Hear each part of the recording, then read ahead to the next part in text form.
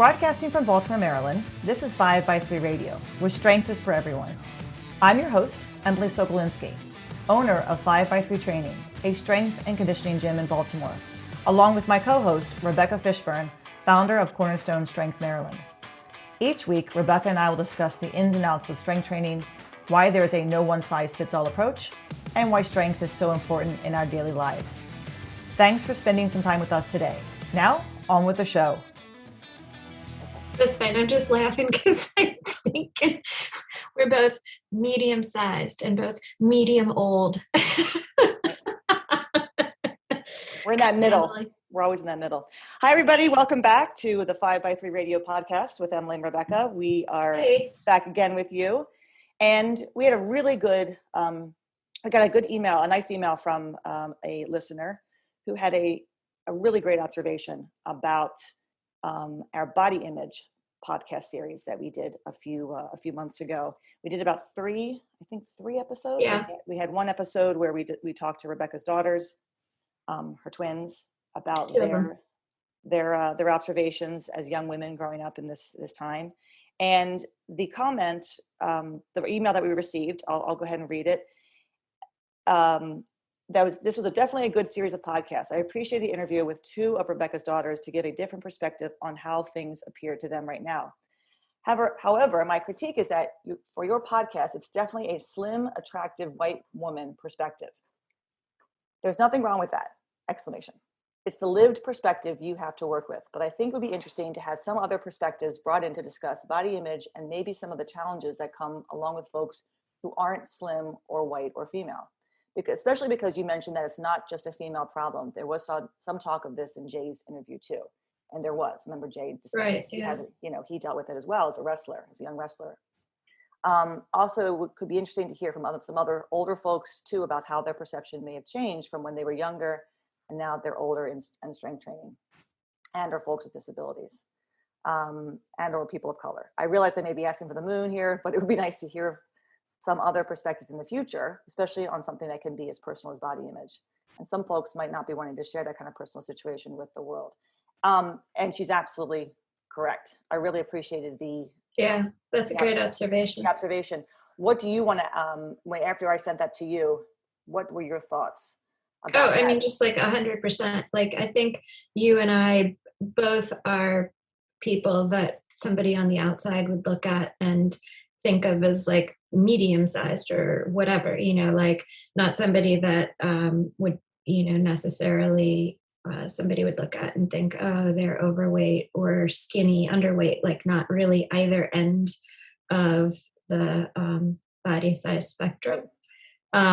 We both grew up similar time period. I mean, I guess I'm at least a decade older. You're not a decade older. Feel it, Emily. I'm sorry. How old are you? Nearly a decade older, let's say it like that. That's who we are. It would definitely be interesting to get some other perspectives if there's people who are listening who are willing to, share their stories, to, join the podcast, be interviewed a little bit about that topic, or actually, frankly, weightlifting experience in general. Because not everybody, she's right. I mean, not everybody, and this, I'm saying she, because it is a female listener. She's right. Not everybody is would like to share their personal story. I mean, I think that I have been very open, and so have you, in sharing our story, because many people might think like, oh, they've never had to deal with this. That's not something that's ever been an issue for them. And sure, I imagine that there are some dancers out there who never went through what I went through. I guarantee you there aren't. I'm almost positive because it's very prevalent in the dance world. I just read an article that my mom sent me that was published in the New York Times recently about dancers changing their minds about their bodies during the pandemic because they haven't been dancing. They haven't been performing. And some of the ballet dancers are starting to gain weight and like what they're seeing. They're liking their bodies again because they're seeing breasts, they're seeing their hips, they're seeing a womanly body, and it may be just a few pounds here or there, but a few pounds on a skinny, a 94, 95 pound dancer who's 5'3" or 5'4" makes a difference. So that's been interesting. And I think there is talk. The article mentioned, companies starting to realize they need to change the mindset of what a dancer looks like, what a ballet dancer looks like, especially. Well, I mean, just as an interesting other aside, sort of along those lines, I was listening recently to the Moth Radio Hour, and there was one episode that was called Ski, Po, Spa, and Towers. And one of the stories in there was a woman who was sharing her perspective on body image as someone who, somebody from the outside might look at and think of as being overweight. She describes herself as having rolls and back fat and, all the wonderful things her body had done for her in her life, and how she looked at it with contempt and hatred. And it's a similar feeling, but coming from maybe somebody who might fit a different demographic, right. Or whatever. But the point is, we'd love to have people share their stories. Absolutely. along these lines. We can only speak from our own perspectives, and we recognize that those are limited. So we welcome more voices. Yeah, always. I think it was a great observation, and definitely, I mean, it wasn't something that I was not thinking of. I think it was the talk of body image is such a sensitive subject and such a prevalent subject, and many people are very open and want to discuss it, and many people don't necessarily want to talk about it. Yeah, because they. And I mean, I was even saying to you beforehand, there's some things that I didn't share with the group that I didn't really feel like. Right. I mean, because I think, we share as much as we think, and the hope is that it will reach an audience. It will reach people who can stop and say, oh, wow, I didn't realize there are other people who felt this way too. I'm not alone. And I think we definitely came around to what strength training has done for us in regards to how we perceive ourselves and our bodies, and made the biggest difference. And I know it definitely has. The past 10 years, I have not been more happy with my body. Yeah. I really have. I mean, it's taken me a long time, and strength training is the only thing that has made the biggest difference in my life. And then being able to work with so many women of so many body types and help them feel the same way about their bodies. I think it's the two things, right? Yeah. The second thing you said is who you're surrounded with. Yes. And that was the thing Felicia and Sadie were really talking about a lot too. Anyway, we should get to today's topic. Let's do it. No, but I do like, I think if people have comments, or like we always say, if you've got comments or questions, please, email us. And this is someone who I actually happen to know and said, I'd like to talk to you. I mean, I said something about the podcast. And I said, tell them to talk to me, email me. So she did. So we appreciate that. So today's topic, we had some really good downloads and good feedback from our last topic, not the most recent one with Ryan, because that just came out, but a couple podcasts ago about, is weight gain necessary to get stronger? Really good feedback on that one. People like that one a lot. Today's topic we'd like to address is going heavy necessary to getting stronger? And as I put the question to Diego emphatically said, no. He goes, end of podcast. That was the fastest podcast we've ever had. But no, there's a lot more to that. But is going heavy, meaning adding weight to the bar every single time you walk into the gym to train, is it necessary to get stronger? And it's a simple yes or no. But I think it definitely lends itself to a discussion too. Like, well, what does it mean to go heavy? What's the point of strength training then if you're not going to go heavy? What is getting stronger? What is strong enough? I mean, it kind of, I think it branches off into many, many topics.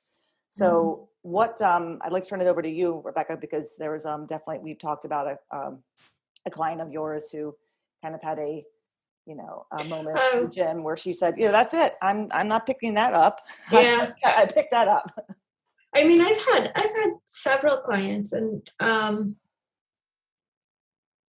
I mean, I I'm not sure if I'm going to say this and it's going to be an overgeneralization, but my feeling at the moment is that it's often my female clients Mm-hmm. who get to a certain point and they just don't really have a lot of interest in lifting something heavier. That's not to say that is true for all women or that that isn't true for men. Right. But my sense right now, as I'm thinking about it, is that it's generally my female clients at a point will say, I don't really need to lift anything heavier than that. And specifically, I did have one female client, I think she's in her 70s, and there was, a certain weight of deadlift that she just didn't want to exceed. And when that showed up in her programming, she told me, nope, I don't want to do that. And I don't need to get any heavier. I'm just doing this because, she doesn't want to be the sick aging phenotype, That's right? right? That's right. And so I do not need to do a 210-pound deadlift. Right. And I'm strong enough for my purposes. And my reaction, I remember when you said, I said, how old is she? And you said 70, was, she's 70 years old. She's picking up 200 pounds already. Good Lord. She doesn't need to go any heavier than that. I mean, I think there's a point where you can say to somebody, yeah, sure. I mean, you're strong. Are you strong enough to pick that weight up? Probably. You probably could pick it up. You've gotten to this point already. You probably have, you probably can get, but do you need to? Do we have to? Can we just kind of like stay at that weight, maybe pick that weight up and do a few more reps of a lighter weight? Yeah. I mean, she's 70 years old. She's picking up 200 pounds already. The woman could definitely get off the toilet. She can definitely walk up and down her stairs. She is definitely above and beyond most, 70-year-olds that we're going to meet. Right. Yeah. I mean, my mom just deadlifted for the first time 142.5 pounds. And she was just like, I've never picked up that much weight before. It's like, I know, it's a big deal. And she kind of had this feeling of, I can't believe I did that. But do you think she wants to go more than that? It's going to take a lot for me to kind of just get her to stay around that weight now, but there is definitely a pride in, I did that. Do I need to force my 71-year-old mother to now do 145 and then 150? And only if she wants to. Only if she says to me, you know what, that felt really good. I think I can do more. But I like the fact that she comes, she trains, she has a program, she follows her program, she and every single time we're doing a little bit more weight, but honestly, it's a lot more kind of reps. Like I just, I change around the reps and the sets. And I think that's really, if we want to go back to, okay, so do we have to lift heavy in order to get stronger? And the answer is no. So what do we do then? Well, so what you're describing though, where you say more reps or maybe a little bit more weight at the back offs or, something like that, you're still describing the principle of progressive overload. Absolutely. Right. So that's how a person is going to build strength, how they're going to adapt. When you start out with your starting strength linear progression, the one variable that changes is the weight on the bar. Absolutely. The reps and the sets all stay the same. So I think, it's probably easy to get into the mindset that is the only variable that changes in order to get strong. Right. But once you get to a certain point with a linear progression or you've gotten, strong enough, there are other ways to continue to apply the principle of progressive overload without it always having to be a heavier top set.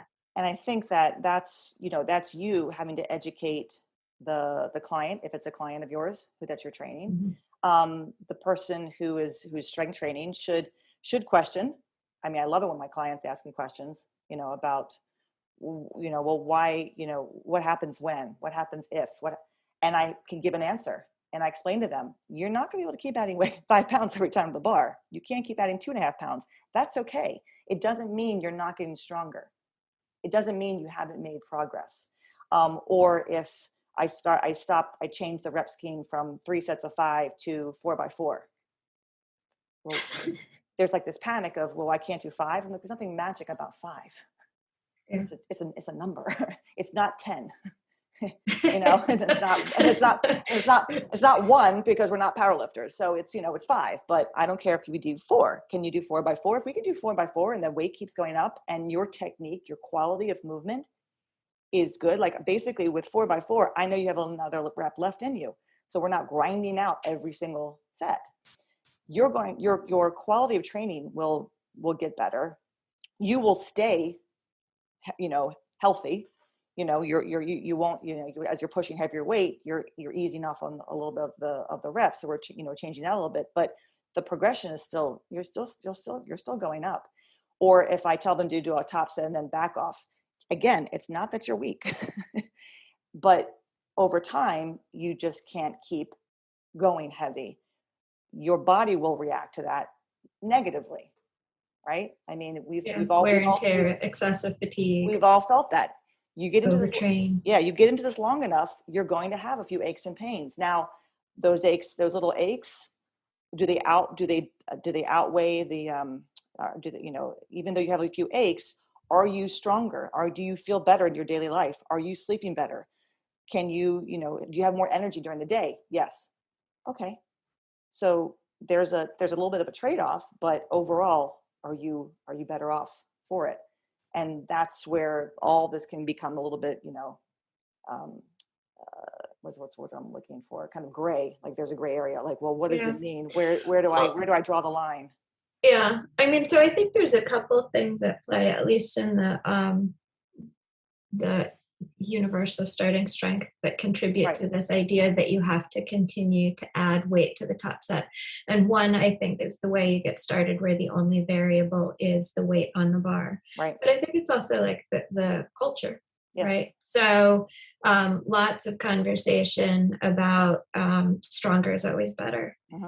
Lots of conversation about, I'm not even going to have a discussion with you. Of course, a 700-pound deadlift is better than a 500-pound deadlift. There's not even room to debate this. Yes. And so that sort of conversation also contributes to the idea that the only way for an individual to continue to successfully get stronger is to keep adding weight to the bar. Right. But what happens to that person who wants to keep adding weight to the bar? Going back to your 700-pound deadlift, because Diego just mentioned that to me, earlier. He said, he said, sure, would I love to deadlift 700 pounds? Yeah, great. If I could, if that was, in the works for me, but what do I have to compromise in order to get to that place? Yeah. I've got to gain at least 100 pounds. So that's putting 100 more pounds on his frame, really, for him, right? He'd have to. He'd have to spend a lot of time training. He'd have to eat. He'd have to eat. He'd have to spend. So if you're talking about, and sure, it's great to have goals. We're not saying, it's not good to have goals, but be realistic, being realistic in your goals. You as a coach have to be realistic with the trainee that you're working with and the clientele. And most of the clientele that we have, they just want to feel better, right? Strength is important to them. We have encouraged it, but we have to also guide them in the right way and answer their questions and help them understand what, how programming works and what their programming is going to look like and what they can expect. And we see things, I see strength gains, not just from their adding weight to the bar, but in their warm-ups. Their warm-ups look better. Their volume days, like they're banging weights that used to be a grind for them. And now there's a back off. Now it's easy. And they don't necessarily see that until I point it out to them. That's where the progress is happening. That's how I know they're stronger, because they're recovering faster in between their sets. They're resting less. They don't have to rest as much. They don't need to. It's not that heavy anymore. So, and this is why I think it's also important to teach trainees.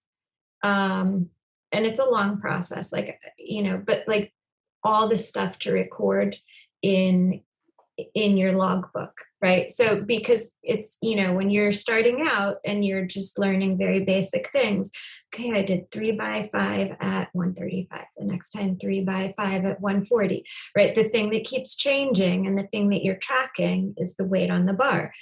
But as you get more advanced in your lifting, it's important also to be keeping track of rest time between work sets. Absolutely. Did I just do the exact same weight that I did 2 months ago, but I only had to rest 4 minutes in between instead of 5 minutes? Okay, that's a sign that I have gotten stronger or I've adapted positively. That's right. Also, conversations about RPE, or rate of perceived exertion. Right. So did I just do the exact same weight for the exact same number of sets and reps that I did 2 months ago, but this time it was RPE 8, meaning I still have 1, maybe 2 more reps in the tank, versus the last time I did it, it was a 9.5. So those other ways of recording increases in strength or adaptation are ways of measuring gained strength. And I don't have, I don't, in your case, not absolute strength, no, right? No, like that's the weight on the bar, but other ways of understanding your progress. I haven't had anybody approach me just yet, or at least I can't remember. God, we're going on 10 years now. Wow. And say, you know what, I'm strong enough. I don't need to come back anymore. Thanks very much. Have a nice life. No one's really done that. I haven't experienced that. Anybody who's left the gym or had to cancel their membership, it's usually, for many other reasons, many, many reasons. It's never because they've gotten to a point with their training where they're like, you know what, man, I hit my goals. Like, I'm good. Thanks. I don't need to worry about doing anything else. And even at the gym, when people have reached they've hit that goal, they really wanted to see 3 plates on the bar for their deadlift. So they got their 315. Okay. Now they go to 320. Now they're going to go to, and they're not at a place where they're wanting to, they think they have to now get to 405. It's just that it made them feel really good. Like, wow, I can't believe I ever did this. Like, I started with 95 pounds and I thought I was going to vomit when I started with you, 8 months ago. Now I just deadlifted 315 and beltless. And my coach is telling me I have a lot more in me. And, when it gets heavy, it's not heavy. So there's that. There's like, oh, wow, I'm strong enough to pick this weight up and I'm still have more strength left in me. And I think it's because we have created an environment where it's not the emphasis hasn't been go heavy, go heavy, go heavy. We've adjusted his program. So he comes in, he's recovered from his days, from his, his training days, because he hasn't been beating himself up, because he's understood. Now I have a different program. It requires me to ebb and flow my volume. I have my heavy days. I have lighter days.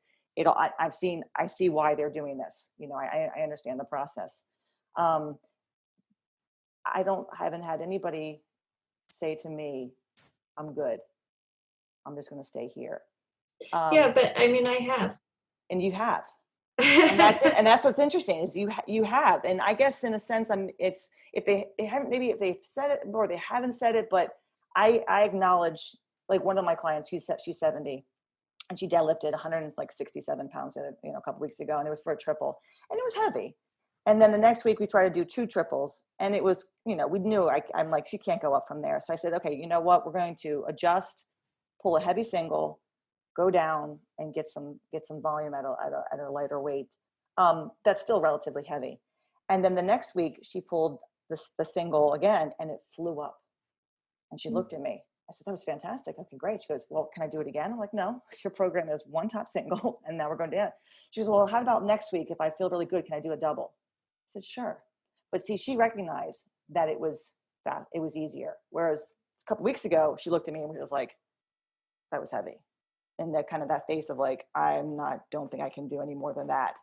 But then, a couple weeks later, that felt really good. I think I can go up. So there's the lifter who at first kind of balks about like, wow, that's getting really heavy. And then you adjust the program and they understand why you've done that. And now they're ready to do a little bit more. I think it comes down to the person. And then also you as a coach trying to kind of educate that person to, where the program is going and why I'm taking you there and what we can expect. And it's okay when you have days that don't feel so good and days when you really feel good.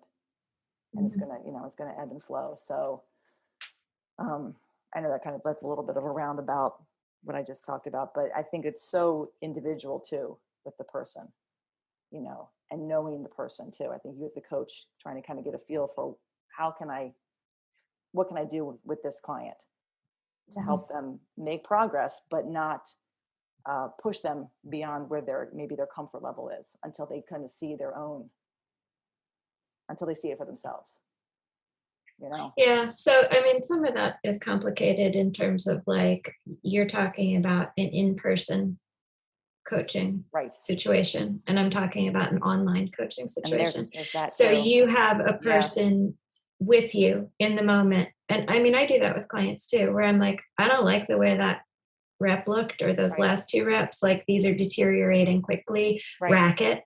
Right. And I will say that to a person in the middle of a set sometimes. Yep. Because something is not right. Yep, as you should. Yep. But when it's online, it's hard. You're getting your video after the fact. Yeah. If somebody has an off day, RPE is really high, they're losing their buy-in as a result. The numbers are already written. You don't find out about that until later. Right. So, I mean, that's a little different situation too then. Right. But I think it's, I think for the online client, it's tricky. It's almost like you have to tell the person, look, this is the number.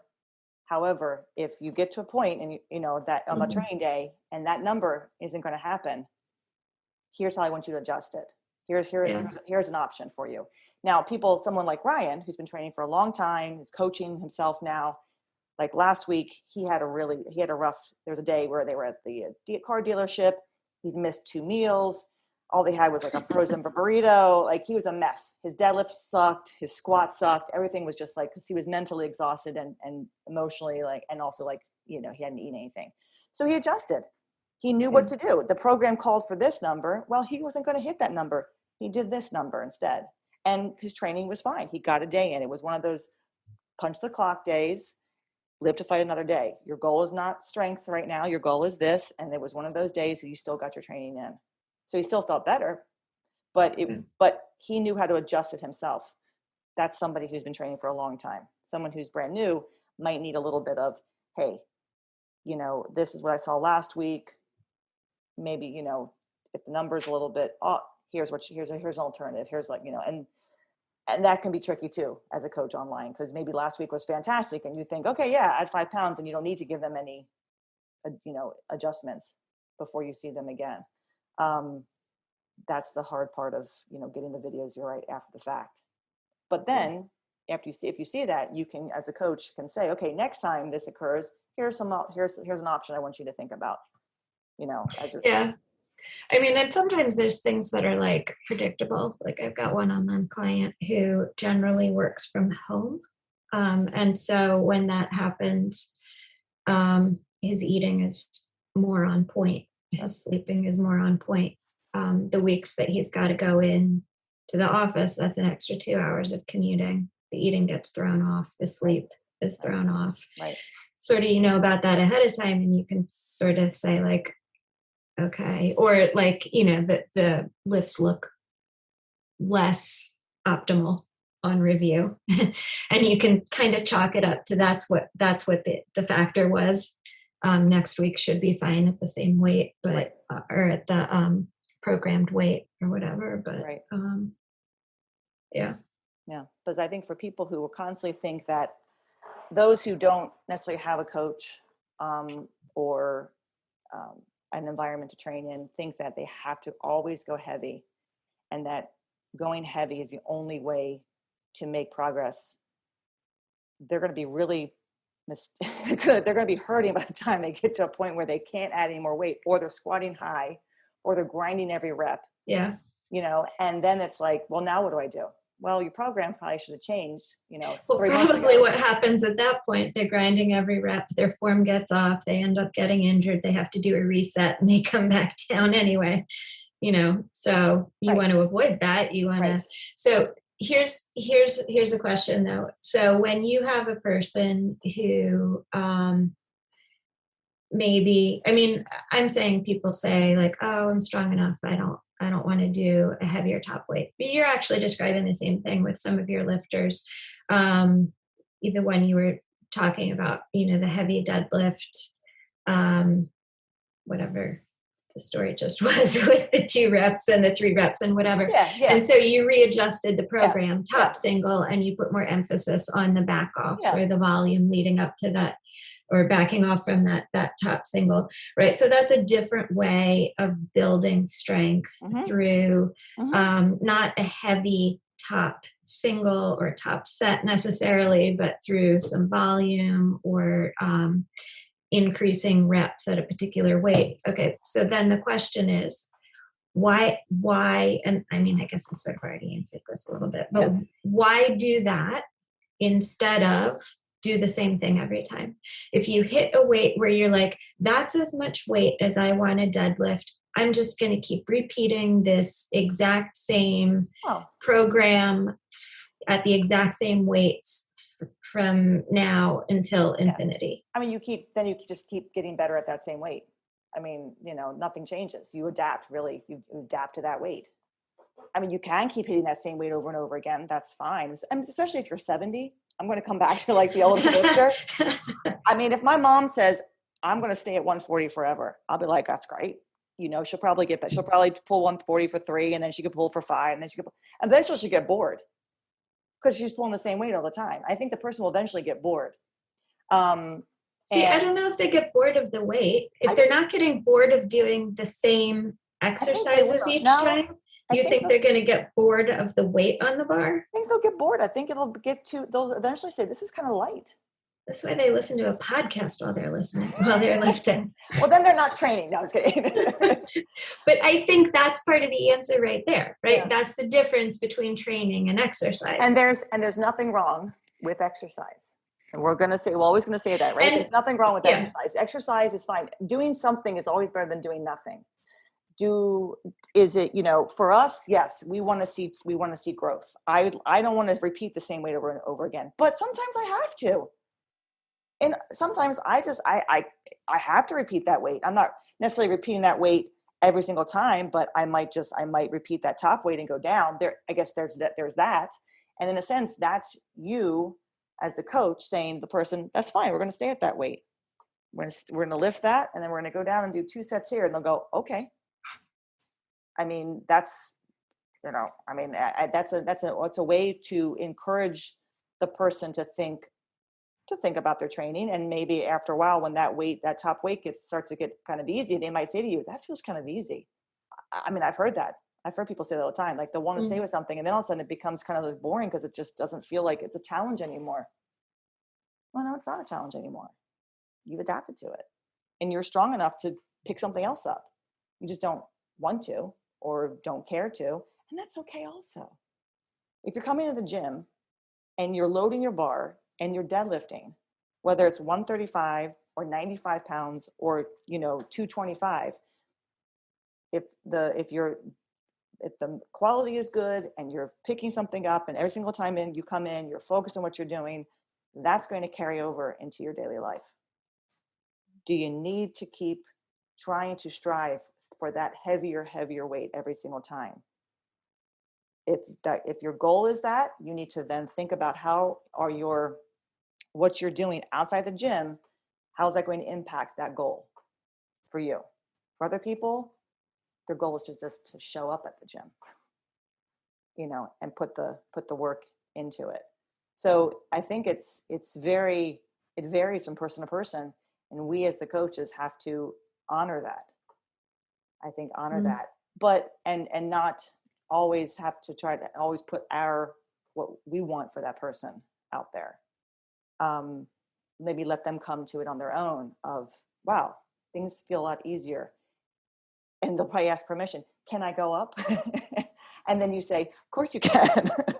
You've been deadlifting 135 for 6 months. You certainly can go up now. It's, you don't, I think with a population that, you know, you and I are working with, and this is me, because it's kind of, I am the population too. You know, people have lives, people have other activities that they want to do. People might run, they might bike, they might ski, they might just, you know, they just want to feel better being able to play with their grandchildren or pick up their own children. Their lives don't revolve around the gym. It's a part of their lifestyle. It helps them, it helps them feel better in their other activities. It helps them relieve stress, hopefully, from work. To hound them about putting weight on the bar when they've just had a day, like, you know, that from hell, is never a good idea. You know, it's encouraging them to get the work in, because they'll feel better, and they always do. People always come in feeling one way, and then they leave feeling like, I'm so glad I came to the gym. I'm so glad I did something, because my brain feels better, my body feels better, I feel less stressed. Now I can go back home and, you know, and relax. It's an interesting topic, because I think so many people put their own beliefs first sometimes, and they don't think about the person that they're working with. Yeah. Or they don't work with people, and they put their beliefs ahead of them, and just blatantly say, this is what you should be doing, and if you're not doing this, well, I don't want to bother with you. No, I'm not. Well, I mean, not even, I don't even know about like not working with people, but working with one type of person. Right. Working with one type of person. I work with athletes, or I work with people who want to get stronger. Right. You know, I work with people who always want to put an extra 200 pounds on their deadlift or whatever, you know, like, okay, what if you get somebody through your door that's not that person? And we always do. I mean, then is your answer, I don't work with you? Yeah. I mean, one of my clients, she came in last week, and it was pretty busy at the gym, so she couldn't grab one of the racks with spotters. So she was squatting at the squat stands, and I looked over, and she was squatting there with, you know, nobody spotting her, and she was out. And I thought, that's a lot of weight on the bar for her. So after I finished working with the person I was working with, I walked over and I said, hey, how you doing? You're looking good over here. And she said, okay, so I'm just doing 5 pounds less than what I did last week, because, you know, she was nervous, you know, she wasn't at the power. I said, you're doing 5 pounds less. She said, yeah. I said, that's not that much less than what you were doing last. But she thought, was that okay? I said, of course it's okay. You're over here at the squat stands squatting without any, you know, and you're doing it, and you decided for yourself that 5 pounds less was more doable than, which in my mind, it wasn't. It was just, you know, practically the same, but in her mind, it was. No, I totally get that. Like I was telling you earlier, that is my current training situation. I have squat stands in the basement. They do not have safety arms. Right. So there are squat numbers that make my head implode, and that I will not squat in my basement, because like, what am I going to do? Ask like my little 15-year-olds to work in tandem and be like, can you catch the bar if it falls? I told her, and I told her, I can't come back up, grab the plates. I was thrilled. I was so proud. She said, is that okay? I said, of course it's okay. I don't care if you go down from last week. I mean, no, again, it wasn't like, no, you must go up 5 pounds today. You should have squatted what you were supposed to squat. You didn't do the program. No, you're doing the program. You actually hit a PR rep of 4 reps. Last time you did that weight, you did 3 reps. I'm thrilled. You know, she goes, yeah, because 5 seemed a little bit, you know, she probably could have done the 5th one and it would have been fine. But in her mind, it was like 5 was too much, 4 was just enough. She still did 1 more rep than she'd done before.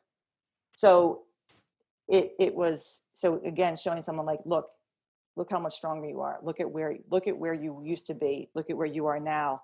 Yes, it's absolutely fine that you adjusted your program. You're learning. That's an independent lifter. That's someone who, she adjusted her program due to the environment, due to the setting that she was in. She wanted to make sure she hit her reps. She kept the reps to a number that she knew she could hit for, you know, quality. And she she wasn't freaking out about, you know, the fact that there was no one around her to, you know, to spot her, and she didn't have the spotter arms, and she's only used them like once anyway. So she's not afraid to miss. It wasn't that, but she was working on her knees out. She's working on a lot of things. So she wanted her technique to, you know, to stay on point. I was so proud of her for doing that, because she made a good call with her, you know, with her training. But it's funny because she was like, is that okay? Like asking permission. It's like, it's your program. It's not set in stone. It can be written many different ways, you know? So teaching people, you know, teaching your clients to like monitor their own, you know, kind of monitor their own training, you know, adjust where they need to. And that this week she did 150 and she hit 2 sets of 3. It's the first time she's done that. So there you go. Last week was, you know, she did 145 for sets of 4. This week, 150. Next week she'll go up. You know, I mean, she's seen such great progress in so many aspects of her training. And it's all from just varying her weight over time, you know, and really, and making sure she understands that she's getting stronger even when the weight sometimes has to stay the same, you know, because she understands it's you know, technique. You know, she had an off day one day with her deadlift. She was warming up, you know, wrong. She's out of position. So the heavy weight didn't go up. The next week it flew up, all because she just really fine-tuned and focused on her technique, and we got her into a better position.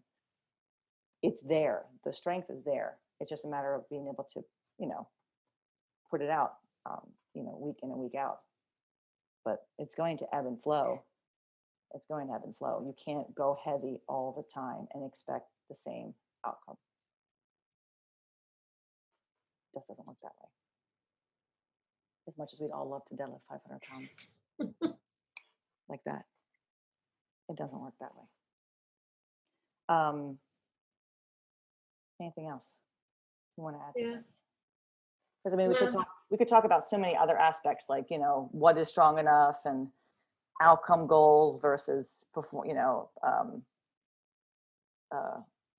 process goals. But we've kind of talked about that. We've talked about that before. You know, hitting PRs in many other ways than just weight on the bar. I mean, there's so much. I was listening to a podcast from Fivex3 Radio, Darren Deaton's podcast, and they had a good podcast in February on just that. Like, do you have to have, you know, are PRs just weight on the bar? And the answer is no. You know, PRs can be reps, can be sets, can be feeling good, can be your shoulder not hurting you, can be sleeping I had well. an injury-free stretch of time PR. Yeah, exactly. Exactly. I mean, those are all good outcomes of your training. Having a good run. Gretchen just did an Andy Baker program recently, and she just tested her bench and her press, 1 rep max. She hit a bench 167.5. Nice. Her press, she hit 120. Good. Yeah. Wow. Oh, fast 120. Like, they got better as the weight went up. That's a big PR for her. Mm-hmm. So it was all programmed, tons of volume, and, you know, lots of reps and lots of, you know, percentages and this and that. And she'd do 5 by 5, then she's doing 10 singles. I mean, it was a crazy program, but it was great. She enjoyed it. I think she said she's going to try to maybe run it again. So lots of different ways to manage your training and to see the outcomes, you know, and the benefits of your training without always seeing weight on the bar. I think going heavy all the time comes with a price. We pay for it with our bodies, and our minds too. Yeah. You know. I mean, I think that's a bit of it also, that a lot of times gets discounted. What's that? You know, like how you feel about the training. Like, is it a chore? Do you hate it? Absolutely. If you're not enjoying your training, either your program needs to change or you need to stop and do something else. And that's okay too. I mean, you know, once you get beyond the novice progression, once you get beyond that kind of first 6-7 months of your training, right, you should want to and can start to, you know, explore other training modalities, or decide you want to do a hypertrophy program, or decide you want to, you know, maybe like to compete in a meet or something. I mean, it's your training should never end just because you've either reached a number that you had. And if you are only goal oriented, you're going to, I think you're going to get more frustrated with your training if you're constantly reaching for that number and you don't hit that number immediately. Well, or at least if you're not able to differently envision the outcome or the product versus the process, right? So I think most of my clients, and I'm hopefully yours too, enjoy the training, enjoy what they're doing, see the benefit of it in other aspects of their life. I think mine do. One of my ladies just hit 185 for a set of 5 for a squat, 15 pounds lighter than she was the last time she hit that weight. Yeah. I mean, I guess the thing too, though, Emily, is it's not always like the thing that you enjoy in the moment. Oh, yes.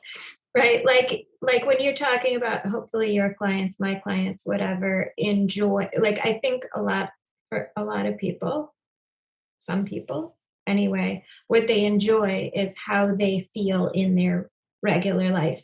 It's sort of like the difference between like taking your medicine or, you know, having, you know, the benefits of the medicine, you know, just that kind of.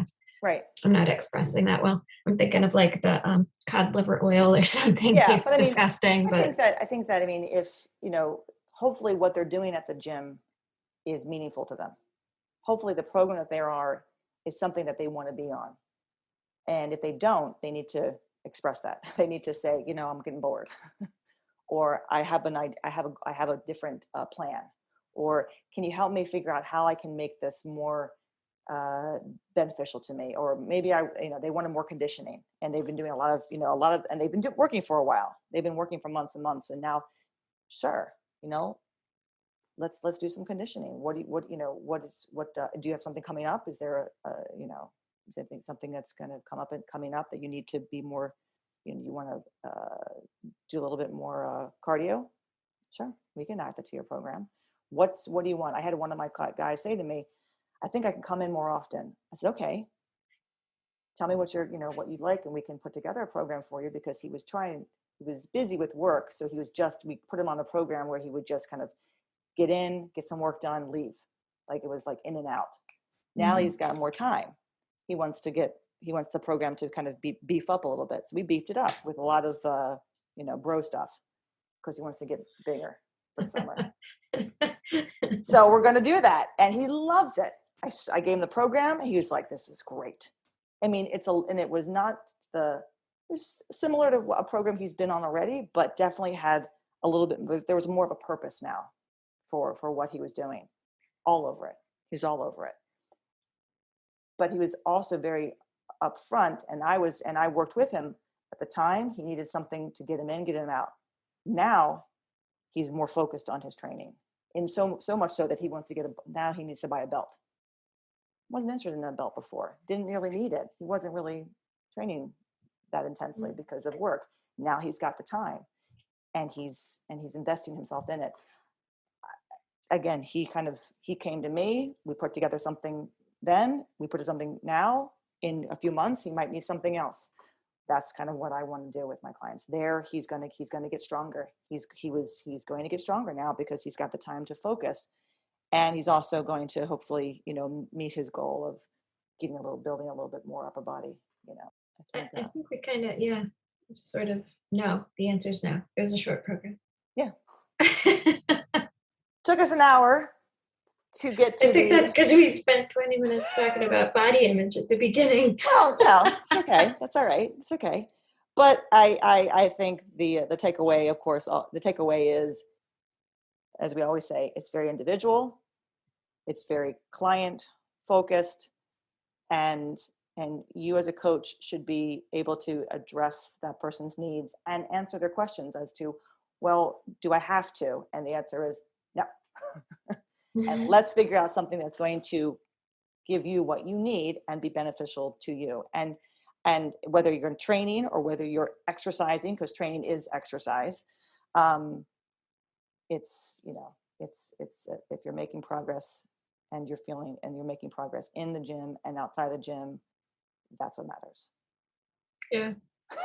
I don't know. I mean, I'm just thinking, you're saying making progress, and that gets to me, that gets to training. You're talking about training. We sort of innately talk about training, but just to kind of circle back to the idea that you said earlier, exercise with lifting is okay too. Like when you guys were moving and Diego wasn't eating and he was coasting on his training. I mean, essentially to me, that's a period of time during which someone might like exercise their lifts in order to maintain what they have, but they're not necessarily progressing in any meaningful fashion. And sometimes life calls for that. That's worse. He's doing that right now. He's been working on the house where he's busy this past weekend and the weekend before, doing some home housework, and it was exhausting.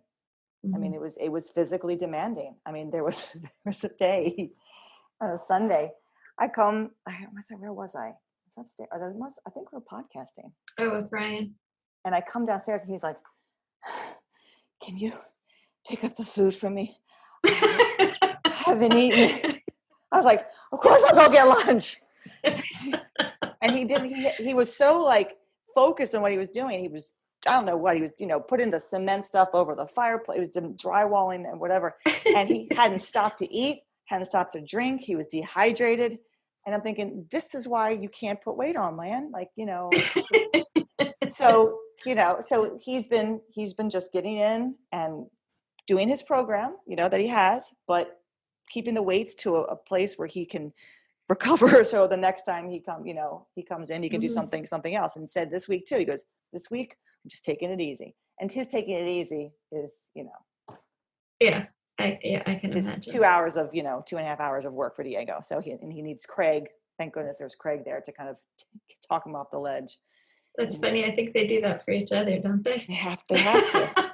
They have to. Diego's like, "What are you doing? What's your squat look like that?" "Well, my knee just popped." "Well, you might want to stop." "Well, no, let me try these shoes. These shoes might work better." And I'm like, oh my God. So, but yeah, I mean, you're going to have, have days and weeks where, if there's something going on, you get in and you train. And Darren was saying this in his podcast where someone mentioned to him, "Oh, you're still squatting heavy. You're squatting, 300. And Darren was like, "Well, 300 for a 200-pound plus guy is not, that heavy, especially he's lifted heavier, he's been training for a long time." But there are days, weeks where that's about what he can do. He has his ranch, he has his horses, he has other activities going on. He likes to train. He said, "I enjoy training. I enjoy squatting heavy. I enjoy not squatting heavy, but that's my enjoyment of getting in, moving the weights, feeling good, moving, whether it's 300 pounds or 405 or just a light squat day, just to kind of groove my body, keep the joints feeling good." And some may argue, well, that's not training. Of course it is. And yeah, it's exercise too. I mean, exercise is training. Training is exercise. And I think sometimes we have to get out of that, dogmatic thinking of, there's a right way and a wrong way. And sure, is there I don't want to say there's a better way, or is there, I tell people like, using the barbells gets stronger faster, full body, yada, yada, yada. But there's nothing wrong with, working with your dumbbells or working with your kettlebells to complement your barbell training. I think there's a place for all of that. So I think we'll end there. with our topic. I think there's a number of topics within that topic that we could always, touch upon, and probably will when we think back to this. Or I'm sure Diego will have comments. Maybe other people will too. Maybe other people will too. And if you have a comment or a question or just, an observation in general, we'd always, of course, love to hear from you. You can email me at emily@5by3.com or send me a message via Instagram at 5by3 is our Instagram. Rebecca is at cornerstonestrengthmaryland.com. So get in touch with either one of us. And as those of you who have been listening to the podcast, Rebecca, as you know, she's mentioned, she does online coaching as well as in-person coaching. But you can definitely reach her via her website, and also I guess you can find you through the Starting Strength online coaching website too. Correct? Yeah. Contact us. Contact Rebecca. We'd be happy to work with you. And to remind everybody that we have a barbell workshop coming up in April. It's April 24th to 25th. It's a day and a half. 4 lifts: squat, bench, press, and deadlift. And lots of lecture to go along with that. But it's a day and a half of lectures and practical work. Love to have you join us. You can visit 5by3.com, our website, and look for the blog post about the barbell workshop and learn more about that event coming up April 24th and 25th, 2021. Thanks, everyone. Have a great week. And we look forward to getting another podcast out to all of you and hearing from you soon. Thanks, everybody. Yeah. Take Bye. care. Bye. Thanks for listening to 5by3 Radio with Emily and Rebecca. If you like our show and want to know more about 5by3 training, please visit us at www.5, that's F-I-V-E, the letter X, the number 3.com. You can also find us on Facebook and Instagram. To learn more about Rebecca, please visit her website, cornerstonestrengthmaryland.com. Thanks for listening and have a great week.